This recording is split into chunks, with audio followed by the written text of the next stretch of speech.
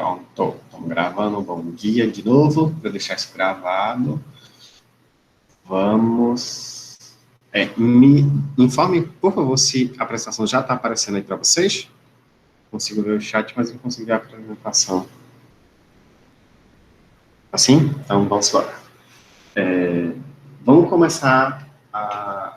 Falei para vocês na semana passada, né, que a gente ia ver naquela semana os fundamentos da ondulatória para tentar entender o que é uma onda, como elas se classificam e alguns fenômenos que acontecem com ondas. A gente tem dois momentos para estudar ondas específicas, as ondas luminosas e as ondas sonoras, né? As ondas sonoras a gente vai estudar agora em acústica, as luminosas a gente vai estudar na próxima semana nos elementos de ótica.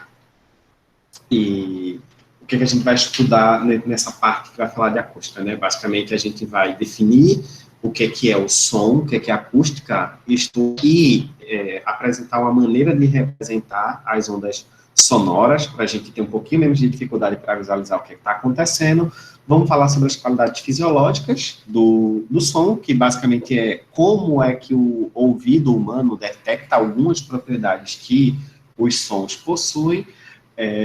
No segunda parte da aula, digamos assim, pelo menos é o que eu acredito que vai acontecer, a gente vai falar sobre os efeitos que acontecem na audição, principalmente na audição humana, quando uma onda sonora sofre reflexões, e, por fim, vamos falar um pouquinho sobre as cordas vibrantes e tentar entender como é que alguns instrumentos musicais, principalmente nesse caso específicos de corda, tem alguns elementos classificados, tá bom?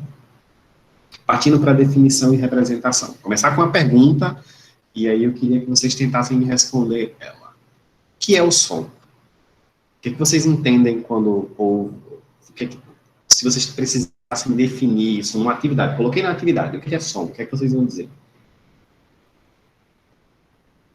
Uma vibração, então estamos num caminho bom, mas uma vibração de alguma coisa, né? Consegue identificar o que é que vibra? E como vibra? Uma vibração mecânica do ar. Boa, estamos num caminho legal já. Embora não exista só som no ar. Tá bom? É a vibração mecânica de um material. A gente pode colocar assim. A gente tinha até falado na semana passada, né? Uma vibração mecânica do ar é o que define para a gente uma onda mecânica, né? Ela precisa, não só do ar, né, mas de um material qualquer, ela precisa de um material para que a vibração, a perturbação se propague, então eu preciso de um material. Beleza. Temos que o som é uma onda mecânica, pelo menos isso é juntando esses dois pedaços de informação. O que mais o som tem de característica? Bem, o som, além de ser uma onda mecânica, ela é uma onda longitudinal de pressão. O que isso aqui quer dizer? É que o som, a onda, precisa de uma... Tem como se eu desligar a câmera do senhor e ligar de novo, porque tá travando aqui, tá delay. Ela vai ficar fazendo isso a apresentação toda, felizmente. Digam aí se volta, porque para mim ela também fica sumindo e voltando.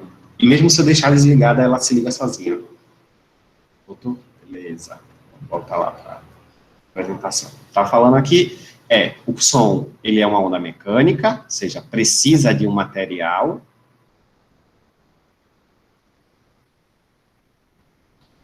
E isso aqui é o exemplo clássico que o pessoal usa toda vez que vai fazer, se vocês virem qualquer vídeo na internet dizendo mentira dos filmes de ficção científica, sempre vai ter como exemplo o fato de que em todos os filmes que vocês viram que tem guerra acontecendo no espaço, nave espacial uma atirando na outra, não tem barulho.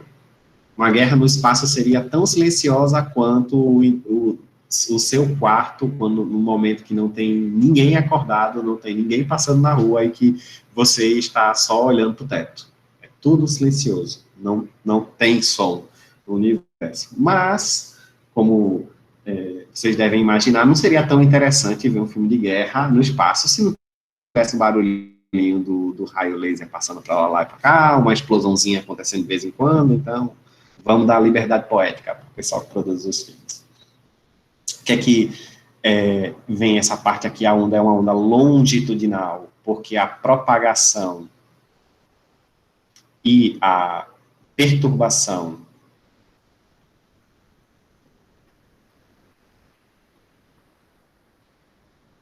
tem a mesma direção, né? São as características que a gente viu na semana passada. Eita, faltou escrever a direção. Se a propagação e a perturbação têm a mesma direção, a onda é longitudinal. Essa partezinha aqui que fala que é de pressão está relacionado com o fato de que a perturbação que gera o som, basicamente o que ela faz ela aumenta a pressão hidrostática. E é bom lembrar, né, um pouquinho do conteúdo de Física 1. Pressão hidrostática não acontece só quando é na água, tá? Os materiais sofrem pressão hidrostática, independente do estado físico que eles estejam. O som aumenta e diminui a pressão em regiões do material onde ele estiver se propagando. Um exemplo aqui de uma possível onda sonora, nesse caso aqui seria uma onda sonora se propagando numa membrana. Imaginem aquele couro que está em cima de um tambor, por exemplo. Quando alguém bate, ele vibra nesse formato. Olhando com calma, quando vocês puderem olhar o slide, talvez seja mais fácil, dá para ver aqui, por exemplo, essa partículazinha aqui, ela só faz esse movimento. Sobe e desce. Tem partículas aqui que estão fazendo movimento para a esquerda e para a direita. Mas você consegue enxergar, de alguma forma, círculos que estão se formando no centro e que estão se propagando para as bordas. Isso é um exemplo de onda sonora. E aí a gente vai precisar usar alguma maneira de representar isso de uma forma um pouco mais simples, tá bom? Só para escrever aqui, né, o que eu já tinha dito, né, a onda que a gente chama de som, ela vai surgir a partir de uma perturbação de uma pressão que vai se propagar no meio. Só um aviso já daqui, né? Se vocês forem procurar material na internet, pode ser que vocês encontrem duas diferentes categorizações para som. Em algumas, vocês vão encontrar que som é toda onda sonora. Em outras, vocês vão encontrar que o som é a onda sonora audível. O que isso quer dizer? É que tem gente que, e isso dentro da física já é habitual, faz um tempo que a gente convive com essas duas nomenclaturas, elas não influenciam no estudo das características no final, é só para criar categorias mesmo.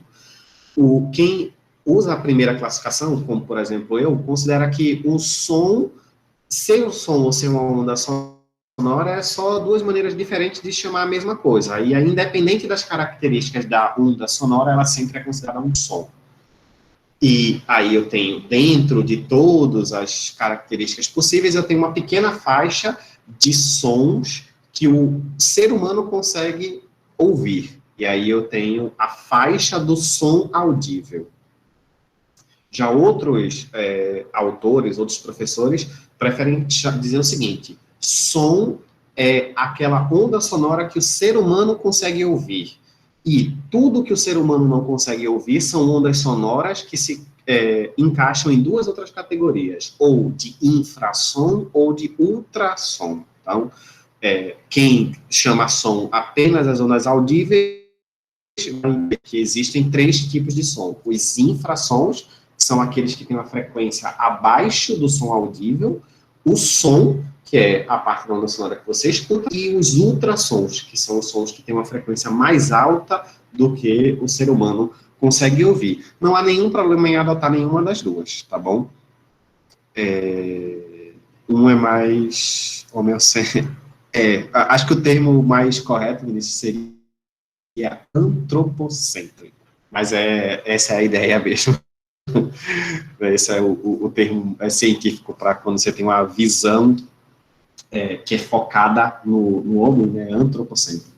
Mas é isso mesmo, tem uma visão mais antropocêntrica aqui embaixo e uma visão mais generalista aqui em cima. Eu sou dos que adota a a opção de cima, mas eu também, mesmo quem utiliza essa ideia de que o som é toda a onda sonora, a gente som é qualquer onda sonora, e existem 3 tipos de som: o infrassom, o ultrassom e o som audível, né? Para quem usa a caracterização de baixo, não faz sentido falar em som audível, porque todo som é audível.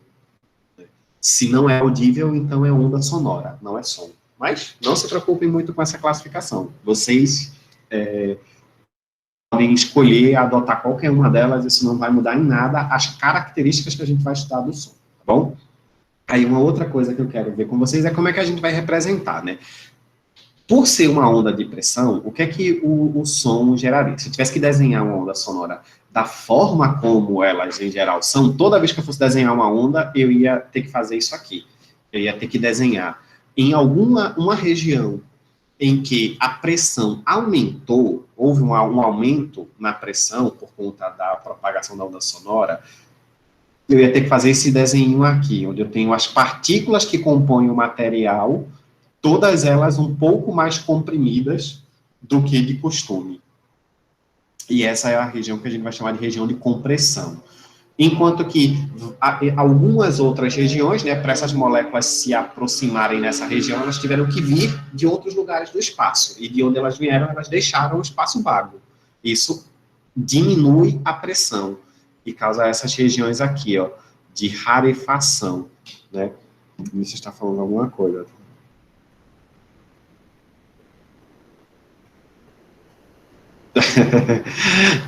Vinícius, eu vou falar um pouquinho sobre isso já, mas a medida em decibel foi a melhor que a gente encontrou até agora.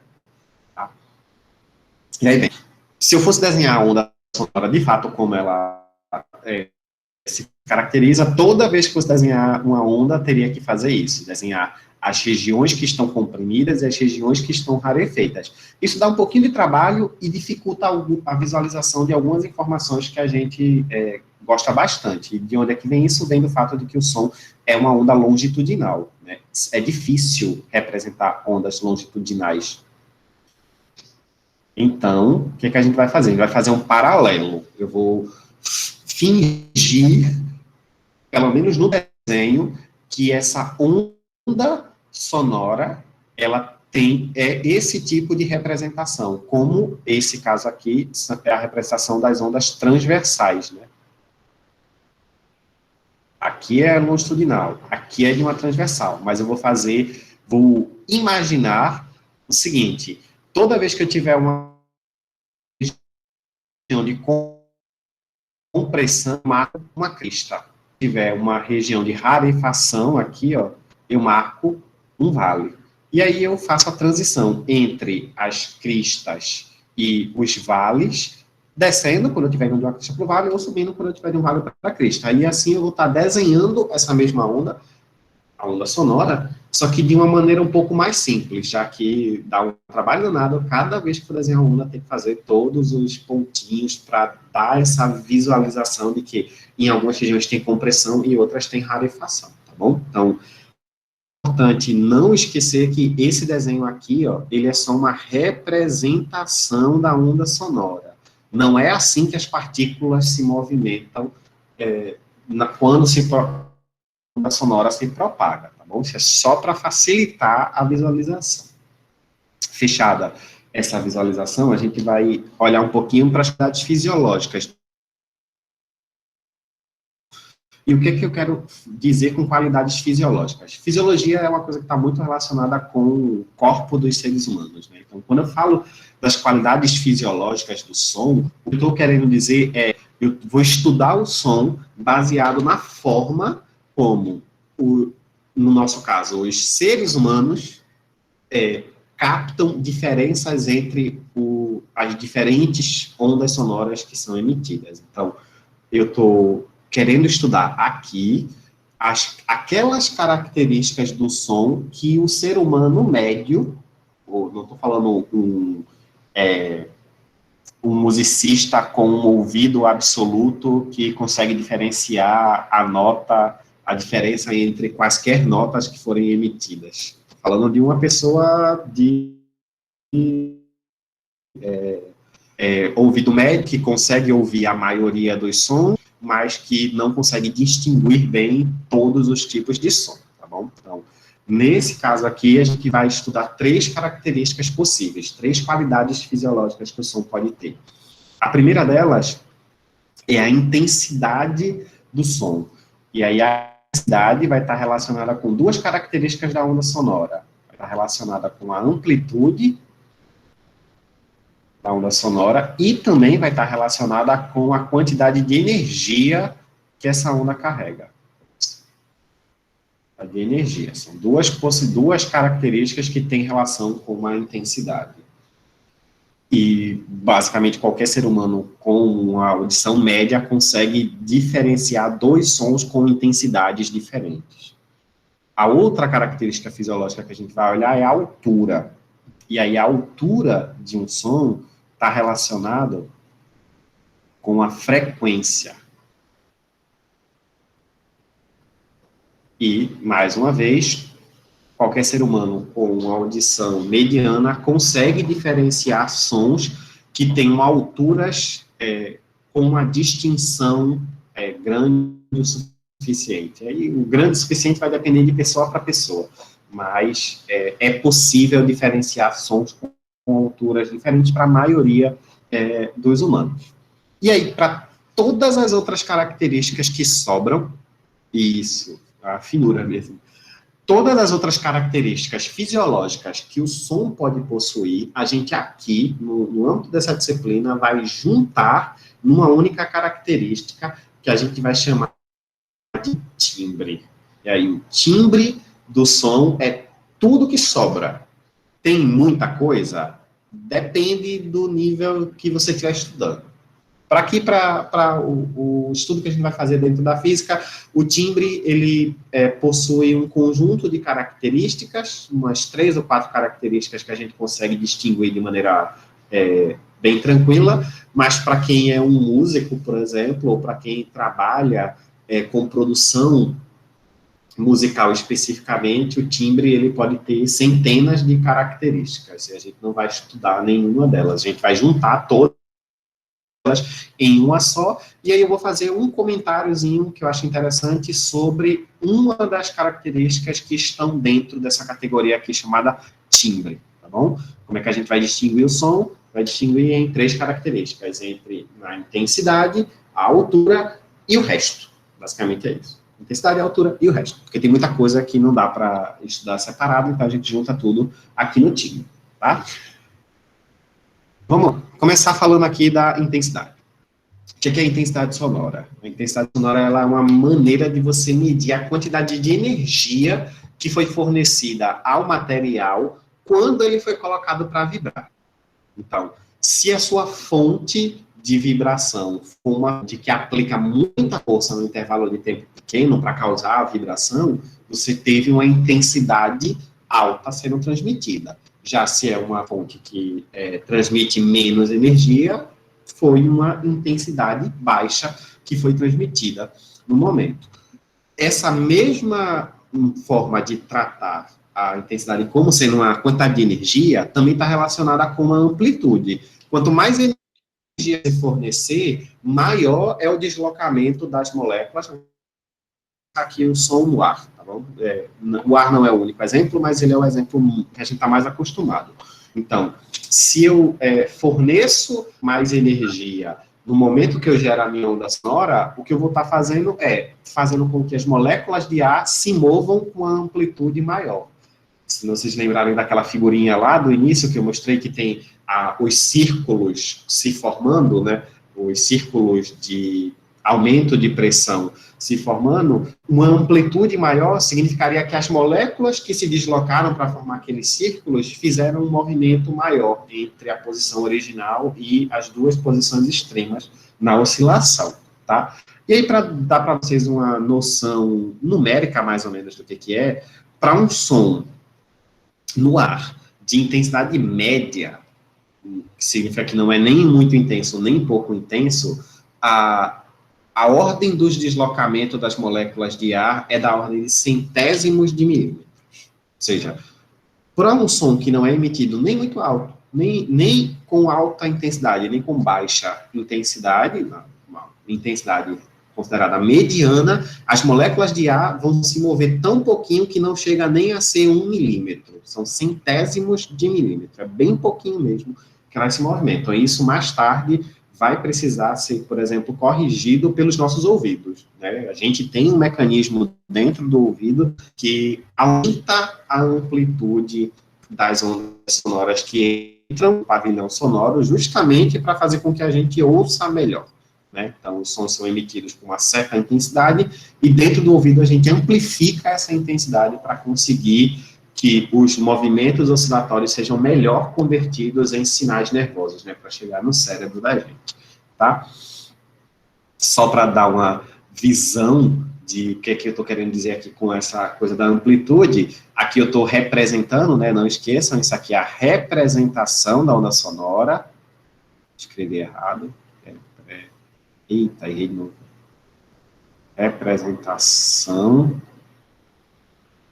da onda sonora, ela é uma onda longitudinal, mas estou representando como uma onda transversal, e essa onda aqui de cima tem uma amplitude dada por esse Azinho aqui, ó. Opa, tivemos problema aí, Fê? Enquanto que essa aqui de baixo tem uma amplitude dada por esse Alinha, que é esse comprimento aqui. Né? Essa onda de cima aqui, ela é uma onda que, por ter uma amplitude a de baixo, né, e aí para falar que eu estou comparando, eu tenho uma onda que tem um som fraco, porque a intensidade sonora é baixa, significa que ela tem pouca energia, ou uma amplitude menor. Tem um microfone ligado, né, não sei de quem é. O Eric me deu 4. Pronto, desliguei. Voltando aqui. Um som fraco é um som que tem pouca energia sonora e que tem uma amplitude pequena. E já, por outro lado, um som forte é um som que tem mais energia sonora e, portanto, tem uma amplitude maior. Tá? Então, visualmente, quando vocês olham para a representação de uma onda, quanto mais forte for a onda, maior é a amplitude da oscilação. Tá bom? Então, uma onda mais forte ou mais fraca está relacionada com a intensidade. E aí, bem, uma questão importante é que quando a gente fala em audição humana, por exemplo, quando nós ouvimos o som, tem uma variação entre a amplitude mínima que o som precisa ter para que o ser humano consiga ouvir e a amplitude máxima, essa variação de amplitudes, ela é muito, mas muito grande. Ela vai da ordem de 10 a menos 12 de intensidade até 10 elevado a 0. Então, tem uma variação na escala aqui que a menor intensidade, eu vou chamar de intensidade de I, a menor intensidade que você consegue ouvir até chegar, assim, I menor, até chegar na intensidade maior que a gente consegue ouvir sem estourar o ouvido, esse carinha aqui, e maior, ele é igual, aproximadamente igual, não dá para dizer que é exatamente igual, mas ele é aproximadamente igual a 1, 2, 3, 4, 5, 6, 7, 8, 9, 10, 11, 12. Só para ficar mais claro quanto é que é. Milhão, bilhão, trilhão. É 1 quadrilhão de vezes maior do que a intensidade menor. Então, vejam o quanto consegue você, com o range de intensidade que a gente consegue ouvir. Entre um certo valor, que é o valor mínimo, e 1 quadrilhão de vezes esse valor. Tudo isso você consegue ouvir. O mínimo você está ali, quase não percebe o que está sendo, o que chega de som, e o máximo é suficiente para lhe causar dor, de verdade. O máximo é suficiente não só para causar dor, mas para fazer que não tenha mais capacidade auditiva, seja ela passageira, temporária ou definitiva. Bom, eu vou falar já qual é essa unidade de intensidade aqui. Essa intensidade aqui está relacionada com a quantidade de energia que se espalha. Né? Então, a unidade de medida dela está na verdade, não é só a quantidade de energia, é a quantidade de energia que se espalha numa certa área, numa certa unidade de tempo. Então, ela é medida em watt por metro quadrado. Né? É quantidade de energia por tempo por área. Né? Essa unidade de medida é a de intensidade sonora. Por conta dessa variação, eu quis escrever esse número aqui por extenso, né? Na verdade é 10 a 12 vezes I menor, para a gente conseguir notar o quanto varia. Isso varia tanto que ficaria difícil de dar uma escala. Imagina se vocês tentassem medir uma escala de intensidade sonora e saber se um som que tem uma intensidade de 1 milhão, da intensidade mínima, o quanto isso ia mudar no seu ouvido se ao invés de ser 1 milhão fosse 1 milhão e 100. Não ia dá quase nada, porque o efeito é muito pequeno, já que você tem um range tão grande, de 10 a 12, na variação entre o menor e o maior.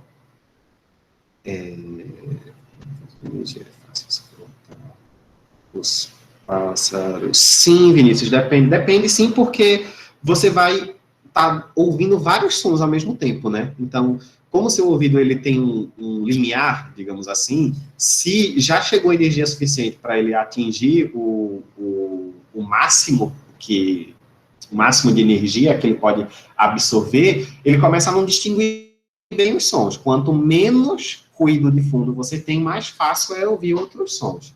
É só lembrar, quando você inventa de, sei lá, comer alguma coisa de madrugada, e uma panela cai na cozinha, ela não faz mais barulho do que ela faz quando ela cai de dia. É porque à noite tem menos barulho para competir com o barulho dessa panela caindo. Então, parece realmente, quando caiu uma panela de madrugada na cozinha, parece que a panela demorou 25 minutos batendo no chão quando cai. Porque o som parece que nunca mais acaba. Mas isso é porque não tem competição com outros sons ao mesmo tempo. Bom? E aí o que eu estava falando como essa variação muito grande, de 10 a 12, do menor para o maior, a gente não usa muito a intensidade sonora para identificar quando o som é muito forte ou muito fraco, pelo menos não para a audição humana. Para a audição humana, a gente troca essa definição de intensidade sonora pela definição de nível sonoro. Tem, mas é um pouquinho complexo, Vinícius, porque tem toda uma... não depende só das intensidades dos sons, vai depender também de quais são as alturas desses sons, porque o ser humano ele tem uma sensibilidade que é diferente para alturas diferentes. Então, se você tiver um agudo competindo com um som muito grave, por exemplo, mesmo que o som agudo seja menos intenso, provavelmente você vai ouvir mais. Ele vai ganhar a competição, digamos assim. Bom? Como é que eu defino o nível sonoro? O nível sonoro, ele compara, basicamente. Né? Já que tem uma variação tão grande, o nível sonoro ele vai fazer uma comparação entre a intensidade do som que você está ouvindo naquele momento, o nível sonoro de um certo som, é a intensidade daquele som que você está ouvindo comparado com a menor intensidade que o ser humano consegue ouvir. E aí essa intensidade mínima aqui, só para lembrar, é uma intensidade mínima média. Né? Então, a maioria dos seres humanos entende ou consegue ouvir uma certa intensidade. Essa intensidade é considerada a intensidade mínima. Tá bom? Como é que a gente define o nível sonoro? Bem, essa é a expressãozinha matemática aqui. O nível sonoro, normalmente a gente representa por essa letra grega aqui, o beta. Né? Esse 10 aqui serve para ajustar o tamanho da unidade, 10 vezes o logaritmo da intensidade do som que você está ouvindo, dividido pela intensidade mínima do som que o ser humano consegue ouvir. E aí a unidade de medida desse cara é o decibel. Você estava perguntando, se tinha como usar outra unidade? Tem, mas o decibel basicamente é a melhor opção que a gente teve, que a gente encontrou, né? Essa intensidade mínima que eu falei aqui, ó, ela é considerada por tabela como sendo 10 a menos 12 watt por metro quadrado, e o que eu posso considerar como sendo a intensidade máxima que o ser humano consegue ouvir está na ordem do 10 a 0 watt por metro quadrado, tá bom? Aqui o 0 é o limiar da audição, existe o I máximo. Sem querer. Existe o máximo, que é dessa ordem aí do 10 a 0, ou 1 watt por metro quadrado. Esse cara aqui define uma coisa que a gente diz que é o limiar da dor. Então, se você está ouvindo um som que está perto dos 10 a menos 12 de intensidade, você quase não está ouvindo. Se você está com um som que dói no ouvido, você está lá perto dos 10 a 0, de 1 watt de intensidade. Nessa escala aqui do decibel, você está ouvindo, o limiar da audição ocorre no 0 decibel, e enquanto que o limiar da dor, né, o máximo que você consegue ouvir, está na casa dos 120 decibel. Essa é a escala. E aí, variando só de 0 a 120, fica um bocado mais fácil da gente acompanhar essa coisa. Tudo bem, José Gabriel. Se cuida aí e melhora. Bom? Tem uma hora que o som tão alto quanto parece, é tão grande que o celular até cai. Nossa.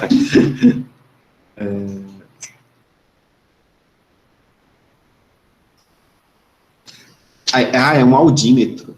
Ou, tem um outro nome também, esqueci. Audímetro eu sei que é um dos nomes, mas tem um segundo aparelho que mede também o nível sonoro. Tá? Aí, né, dentro dessa... Eu acho que audímetro é o aparelho médico. E aí tem um aparelho de medida normal. No celular tem uns equipamentos que fazem essa medição, mas eles não são, como posso dizer, muito eficazes, sabe? Os aplicativos, na verdade, tem aplicativo para isso. Você pode pesquisar na loja, se quiser dar uma olhada, o medidor de intensidade sonora, que deve aparecer alguns aplicativos, mas a precisão deles não é muito boa, porque no seu celular, né, digamos assim, você só tem um decibelímetro, eu acho que é isso mesmo, audiodosímetro. Decibelímetro eu já ouvi o nome, eu estava meio na dúvida se eu não estava só tentando criar aqui um nome parecido com decibelímetro, mas eu acho que eu já ouvi. O audiodosímetro, eu confesso que eu não ouvi, mas pode ser que exista, eu acho que o nome faz sentido, tá bom? Professor? Oi. Tem como você explicar de novo essa parte do IM aí? Do máximo aqui? Isso. Pronto. É assim, a gente define, né, por meio que tabelado, o valor mínimo como 10 a menos 12, é esse I0. Qualquer intensidade abaixo de 0, você não vai conseguir ouvir. Na verdade, valores um pouquinho acima de 0, a maioria das pessoas não consegue ouvir ainda. Mas, quando você vai aumentando essa intensidade, você chega aqui 10 a 12, né, que é o 10 a 0, aliás, que seria os 120 decibéis, você atingiu a intensidade máxima, que é o que a gente chama de limiar da dor. Qualquer som com intensidade acima de 1 watt por metro quadrado, que seja ouvido pelo ser humano, vai causar dor intensa. Um pouquinho menos do que isso já gera desconforto, né? Você pode ter um desconforto auditivo, com sons ali na casa dos 100 decibéis, já dá um desconforto auditivo grande, dependendo da profissão que você estiver exercendo. Acima de 80 decibéis já começa a ser indicado que você usa um abafador, ou usa um tampão de ouvido, ou alguma coisa desse tipo, para exercer a sua função. Mas passou dos 120, o tal limiar da dor, você começa a não só ter desconforto, mas como ter possíveis sequelas no seu ouvido por conta dessa intensidade sonora. Infelizmente, os efeitos que são causados na audição por conta de sons com alto nível sonoro, eles são cumulativos. Significa que, passou dos 120 decibéis, é muito provável que você tenha uma dor intensa e tenha algumas sequelas na sua audição. Mas, por exemplo, se você costuma estar sempre ouvindo música com fone de ouvido alto, mesmo que não chegue a 120 decibéis, tá? Sei lá, na casa dos 90 decibéis, provavelmente você está agredindo o seu trato auditivo e em alguns anos de ouvir com a intensidade sonora um pouco mais elevada, repetidas vezes, você vai ter perda auditiva, vai ter sequelas, mesmo não estando dentro do limiar da dor, tá bom? Caramba, Professor, é muito decibel. Oi. se o cara colocar um fone de ouvido muito alto no ouvido, lógico não tem como medir, assim, né, com fone, mas, pô, em relação ao tempo também, isso, se passar muito tempo com o fone de ouvido ligado. Sim, sim. Se você passa muito tempo com fone de ouvido, mas a intensidade sonora, o nível sonoro não é muito elevado, isso não causa nenhum problema. É como você ouvir no dia a dia. Mas se você é daquele grupo de pessoas que põe o fone de ouvido e a pessoa que está do lado está conseguindo ouvir de boa o som que está saindo no fone dele, essa pessoa provavelmente vai ter problemas auditivos no futuro, né? Conheço muita gente que faz isso, né? Que usa o fone tá com fone de ouvido, mas o volume, né, que é só para constar, né, no dia a dia, nível sonoro, a gente chama de volume. Volume do som, o volume da TV, o volume do celular, né, essa é a maneira coloquial de chamar o nível sonoro, né. Tem pessoas que ouvem o som no fone de ouvido com um volume tão alto que você está do lado dela sem o fone de ouvido e está ouvindo tudo o que ela está ouvindo. E provavelmente ela não está lhe ouvindo quando você falar. Isso, é um paredão portátil. É um paredão nos ouvidos, né? Quase isso, amarra a caixinha de som no ouvido. Então, vamos aqui continuar só para tentar terminar de falar aqui sobre o nível sonoro antes da gente fazer o intervalo. Aqui eu tenho uma figurinha para mostrar para vocês a importância da definição do nível sonoro. Eu tenho uma escala aqui que vai do limiar da audição, e eu risquei em cima do zero, só para marcar, que está no 0 decibel, e o limiar da dor está aqui, ó, no 120 decibel. Aqui é o limiar auditivo, aqui é o limiar da dor. Passou dos 120 decibéis, você, além de ter dor, provavelmente você vai ter alguma sequela, seja ela temporária ou definitiva. Nesse range aqui laranjinha, ó, que passou um pouquinho dos 90 até os 110, provavelmente você já é obrigatório usar equipamentos de proteção. Você está sujeito a isso durante tempos prolongados, você é obrigatório usar protetor auricular. Professor? A média de uma sala de aula está aqui, ó, entre os 70 e os 80, dependendo do quão empolgado vocês estão, né? Se vocês estiverem falando demais, a gente pode chegar perto dos 90. Pode falar. A gente, nos fones de ouvidos, os que mostram o volume de 1 até 10, 20, sei lá, esses, 10, significa só 10 ou significa outra coisa? 10 decibéis, sei lá, alguma coisa desse tipo? Não, aquilo é a escala própria do fone de ouvido, entendeu? Digamos que você tem um fone de ouvido, provavelmente ele vai começar, ele sempre começa do zero, né? Porque você tem como baixar o volume até não ser possível ouvir, e ele tem um máximo que ele consegue chegar. Digamos que o seu fone de ouvido consiga chegar no máximo, vou colocar aqui só para facilitar, 100 decibel. Se você tem uma escala lá no seu fone que vai de 0 a 10, então quer dizer que para cada um pontinho aqui, você aumenta 10 decibel. Então, quando está no 10, você tem 100 decibel, se tiver no 9, você tem 90, se tiver no 8, tem 80, e assim por diante. Agora, o seu fone de ouvido pode ser um fone um pouco mais potente,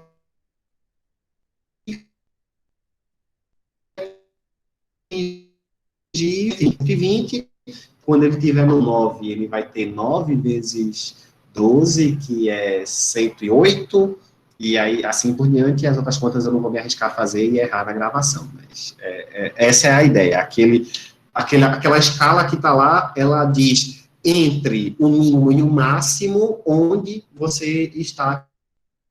Alguns fones de ouvido são bem fraquinhos, eu tenho um fone de ouvido que ele, no máximo, não chega à intensidade sonora, ao nível sonoro médio de um outro fone de ouvido que eu tenho.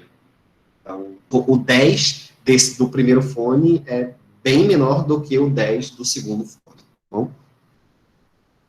Bem, sim, estava falando, né, a importância, antes que chegue o horário do intervalo, a importância, né, o que ajuda a definir a escala em decibel, usar aquele logaritmo no meio do caminho, é fazer com que a variação aqui, de amplitude da onda, que está relacionada a cada um desses níveis sonoros aqui, seja gradual. Então, quando você passa do 10 para o 20, o aumento que você vê é o mesmo que você vê quando você passa do 60 para o 70, porque mudou só 10 unidades. Enquanto que, se a gente utilizasse uma medida sem aquele logaritmo, ia ser assim, passar de 10 para 20 perto da intensidade mínima, significaria muito mais o som do que passar de 1 milhão para 1 milhão e 10. A variação continua sendo 10, só que dentro da escala, 10 lá no início significa muito mais do que 10 no final. E aí, quando a gente usa a escala logarítmica, isso tudo vai... é mais homogeneizado, de forma que se você aumentar 10 decibéis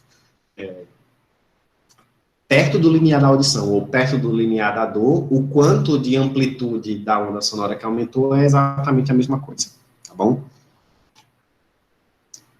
Vai ter um intervalo, sim, vou fazer ele agora. Eu queria só terminar essa coisa do nível sonoro, e aí quando a gente voltar, a gente vai falar sobre a altura sonora, tá bom? Deixa eu interromper aqui. Coisinha, interromper a gravação, para a gente ter um vídeo separado. Vixe, eu já tinha passado 3 minutos.